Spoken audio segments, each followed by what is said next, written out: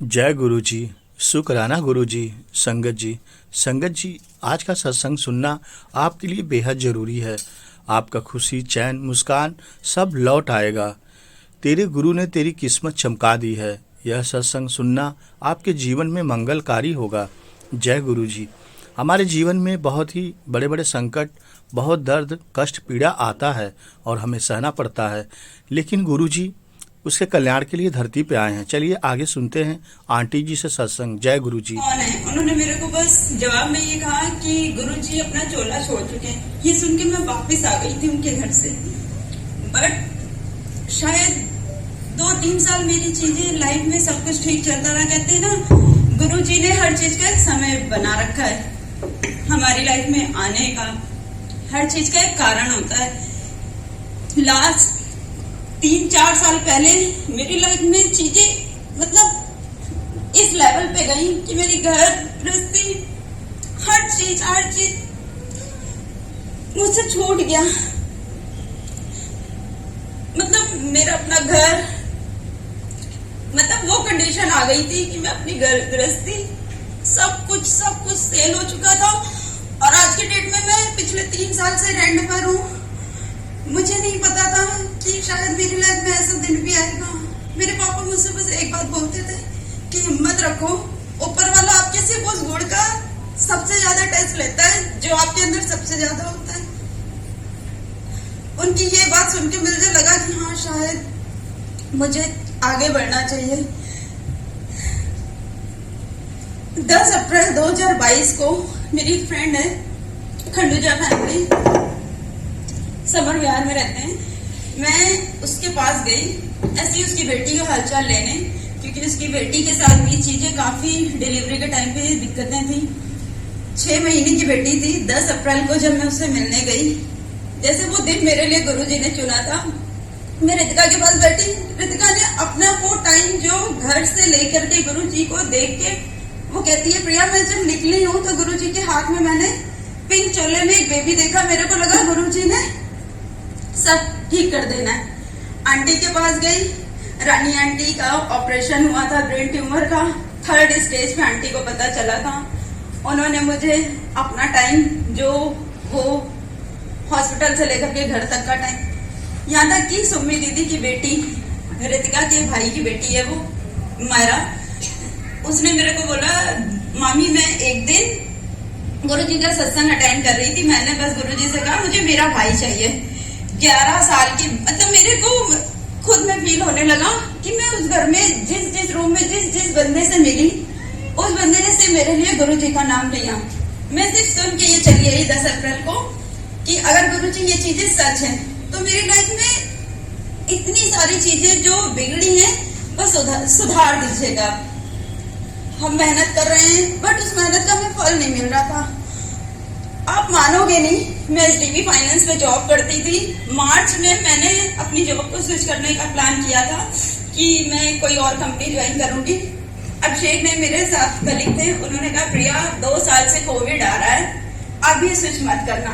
आप मानोगे नहीं, 10 अप्रैल 2022 सिर्फ 20 दिन हुए थे, मई से लेकर के आज तक मैं उस कंपनी में टॉपर हूँ।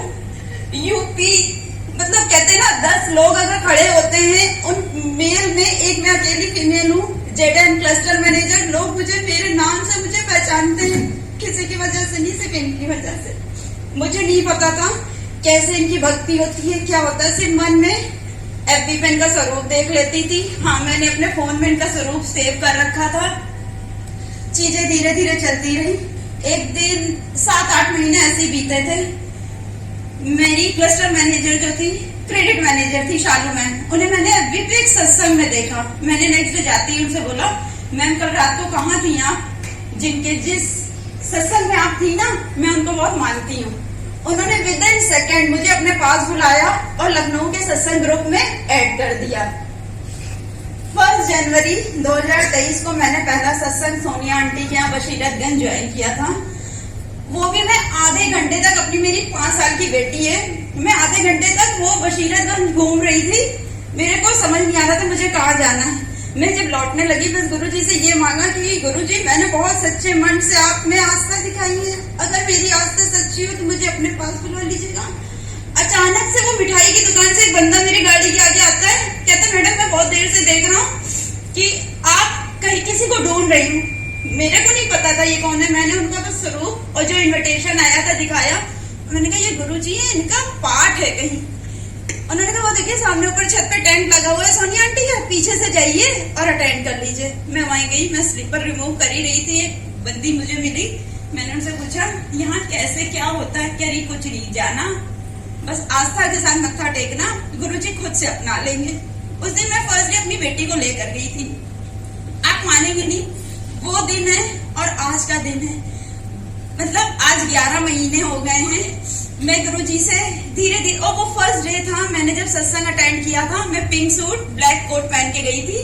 फर्स्ट डे इस सत्संग में मुझे गुरुजी का स्वरूप मिला था। सोनिया आंटी ने पूछा जिसको जिसको मतलब आपको पिलो दे रही थी, स्वरूप दे रही थी, तो मैंने स्वरूप के लिए हाथ उठाया, मेरे पास स्वरूप आया, मैं लेके गोद में अपने बैठ गई। मेरे जस्ट बगल वाली आंटी को येलो कलर के चोले में स्वरूप में गुरुजी का स्वरूप मिला। मैं जस्ट उनका स्वरूप देख रही थी और मन में आ रहा था कि मुझे ये स्वरूप चाहिए। बट एक आंटी जी अपना सत्संग शेयर कर रही थी, वो यही बोल रही थी, मैं सुबह से सोच रही थी मैं क्या पहनूं। आज मैं जो पहन के आई हूँ नानक जी का स्वरूप से मैचिंग था।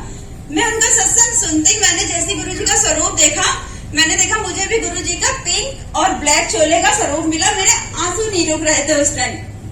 मैं आज भी, सोनिया आंटी ने मुझे कहा था, मुझे उन्होंने प्रसाद दिया था कि इस प्रसाद को प्रिया कभी खत्म मत होने देना। मैंने कहा ठीक है। आज भी वो भोग प्रसाद में हमेशा अपने मंदिर में अपने स्वरूप में गुरुजी के पास रखती हूँ। ये 11 महीने की जर्नी में ठीक है मेरी लाइफ में सब चीजें चलता रहा, लेकिन मैं जब अपने हस्बैंड से और मदर इन लॉ से मैंने ये बात शेयर की थी तो मेरे हस्बैंड को भी ये चीज रियलाइज हुआ। शायद कह लो कि घर का वही माहौल होता है, बच्चे भी वैसे ही होते हैं। मैंने कभी अपने हस्बैंड को पूजा पाठ करते हुए देखा नहीं, बट मैंने गुरुजी के बारे में जब बोला ना तो उन्हें लगा कि हाँ हर्षुल भी बताता था, रितिका भी बताती थी, लेकिन प्रिया तुमने शायद रियलाइज किया तो मेरे साथ वाकई मतलब मेरा एक घर बिका, दूसरा घर बिका और स्थितियां इस तरह से हुई। हस्बैंड एक्सीडेंट हुआ, 4-5 महीने ऑन बेड रहे, बट मुझे पापा की एक बात याद रहती थी, मेरे 5 बच्चों में प्रिया सबसे ज्यादा पूजा पाठ करती है। आज उसके ऊपर सबसे बड़ा दुख पड़ा है। बस मम्मी पापा की वो बात मुझे अंदर से बैठ गई थी कि ऊपर वाला जितना आपका टेस्ट लेता है ना उतनी अच्छी लाइफ होती है। आप मानोगे नहीं, हस्बैंड मेरे जापान हुजरी में जॉब, इतना सारी चीजें डिस्टर्ब हुई, उन्होंने ज्वाइन किया। मतलब कि लगता था ना सुबह बंदा 10 बजे आता है, रात के 11 बजे 12 बजे आते हैं। मैं यही होता था कि अब ठीक है चीजें सुधर रही हैं, अगर हम अपनी मेहनत से कर रहे हैं तो अब चीजें कहाँ, कहते ना वही आपकी लाइफ में की हुई चीजें एक ना एक टाइम पे आपको रियलाइज दिलाती हैं। मेरे को मेरी मासी सास बोलती थी कि प्रिया तेरी और तेरी बेटी की कोई गलती नहीं है। आई अग्री, चीजें हुई थी मेरी शादी से पहले, शायद मम्मी में मामा जी में वो एक प्रॉपर्टी को लेके कहते हैं ना डिस्टर्बेंस, वो एक टाइम आया कि मैंने अपनी मदर इन लॉ को, अपने हस्बैंड को ये बात समझाई। वही सेम समय जो मेरी मदर इन लॉ मेरे मामा जी के बीच में थी, वो आज के डेट में मेरे हस्बैंड और मेरी सिस्टर इन लॉ के सेम सिमिलर, वही प्रॉपर्टी वही पैसा, आपको ऊपर वाला एहसास दिलाता है। लेकिन मैं हस्बैंड से ये कहती थी चीजें सब सुधर जाएंगी। 5 अक्टूबर अभी लास्ट 2 महीने पहले इनका इंटरव्यू हुआ था फ्लिपकार्ट में। इंटरव्यू फाइनल हुआ 9 अक्टूबर को, इन्होंने शायद फॉर्मेलिटीज के लिए बुलाया गया। एचआर ने बोला था कि 18 बैच स्टार्ट करेंगे 30 अक्टूबर को। ये गए बैच स्टार्ट के लिए, फॉर्मेलिटीज कराएगी, पैन कार्ड शायद क्रैक था, वो स्कैन नहीं हुआ, सबका ज्वाइनिंग हो गई, ये वापस आ गए। मैंने अभी राज अंकल के यहाँ 5 नवंबर को एक सत्संग अटेंड किया था। कहते हैं ना गुरुजी मेरे को ऐसा एहसास दिलाते, मेरा इनका अटैचमेंट, एक इनका ब्लैक एंड व्हाइट जोड़ा है जो ये हमेशा, उसमें मेरे को फील हो जाता है अगर सुबह सुबह मैंने पेज ओपन किया या एफबी का पेज कहीं भी कि वो मुझे कहीं ना कहीं दर्शन दे देते, तो मुझे लगता है आज मेरा जो काम रुका हुआ है वो हो जाएगा। 30 तारीख पिछली महीने की गई, 5 तारीख को मैं राज अंकल के यहाँ जब सत्संग अटेंड करने गई तो मेरे मन में आ रहा था इतनी सारी चीजें लाइफ में चल रही है, गुरुजी आज अपने पास बैठाना। आप मानोगे नहीं, राज अंकल यहाँ होंगे, सुन रहे होंगे, उस दिन उनका जो गुरुजी की गद्दी बाहर लगी थी अब मैं गुरु जी के स्वरूप के बिल्कुल जैसे सामने बैठी थी। मैं उस दिन भी अपना सत्संग शेयर करना चाह रही थी, बट मेरे आंसू ही नहीं रुक रहे थे। पाठ स्टार्ट हुआ नहीं, मैं पूरे 2 घंटे रोती रही। और उस दिन शायद मैं प्रसाद लेके मैं राज अंकल से बिना नजरें मिलाए मैं बाहर चली गई कि मैं किसी को जैसे लग रहा था फेस नहीं कर पाऊंगी, आज अपनी बात नहीं रख पाऊंगी। अभी 18 तारीख को फिर हस्बैंड बैच स्टार्ट होना था, हस्बैंड गए मेरे, बट एचआर ने देखा सारा डॉक्यूमेंटेशन ठीक है, हो गया, आपने पैन कार्ड अप्लाई किया था, करा देंगे ज्वाइन। 22 या 24 को अप्रूवल आएगा। 22 को कॉल नहीं आई, 24 को अचानक से एक बंदे का कॉल आता है, कल बैच स्टार्ट होना, मेरे पास कॉल आ गई। उन्होंने कहा मेरे पास तो नहीं आई, कह रहा तू मेरे साथ चल। ये गए, परसों की बात है। एचआर ने देखता कहा शोभित तू आ गया मेरा, बट तेरा अप्रूवल नहीं आया, बट आ गया तो बैठो। अंदर बंदों की ज्वाइनिंग हो रही थी, बंदे कम थे, 22 लोगों को ज्वाइन कराना था, 19 लोग थे वहां। एचआर आप जानते हो एक वही होता ना, हाथ में सब होता है अप्रूवल से। उन्होंने अप्रूवल लिया, बुलाया। आप मानोगे सुबह 10 बजे लेकर रात 7:45 तक मेरी सांसें चल रही थी। 7:45 बजे इन्होंने मेरे को फोन करके कहा प्रिया ऑफर लेटर मिल गया। मतलब आज 3 साल में मैं बैंक में उस प्रोफाइल के साथ उस पैकेज पे नहीं हूँ जिस पैकेज में मेरे हस्बैंड की ज्वाइनिंग हुई है। तो वही कहते हैं ना, सिर्फ और सिर्फ एक बहाना होता है, सिर्फ वो आपका टेस्ट लेते हैं। जय गुरु जी, शुक्राना गुरु जी। जय गुरु जी। संगत जी, सत्संग क्यों नहीं सुनाया उस दिन ही बड़े प्यारे प्यारे सत्संग थे हमारे घर पे, जो संगत आई थी उन्होंने सुना होगा। मैं सत्संग शेयरिंग के लिए ज्ञान प्रकाश अंकल को बुलाना चाहूंगा। हाँ, इसके बाद हम जय गुरु जी, शुक्राना गुरु जी। गुरु जी का आशीर्वाद, गुरु जी का ब्लेसिंग सारी संगत को हमेशा मिले। और गुरु जी के आशीर्वाद से ही लखनऊ संगत के द्वारा दिनांक 26 नवंबर 2023 को गुरु जी का डिवाइन ब्लेसिंग भरा सत्संग संपन्न हो गया है। गुरु जी के सत्संग में आई हुई प्यारी प्यारी संगत का शुक्राना, और गुरु जी सारी संगत को ब्लेस करें। जय गुरु जी। गुरु जी सारी जगत का कल्याण करें। जय गुरु जी। गुरु जी, जाने जाने में कोई भूल हुई हो, कुछ गलती हुई हो तो क्षमा कर दीजिएगा, हम आपके बालक हैं। ओम नमः शिवाय। शिव जी सदा सहाय। ओम नमः शिवाय। गुरु जी सदा सहाय। वाह वाह गुरु जी, धन धन गुरु जी, love you Guru ji, coat coat शुक्राना गुरु जी।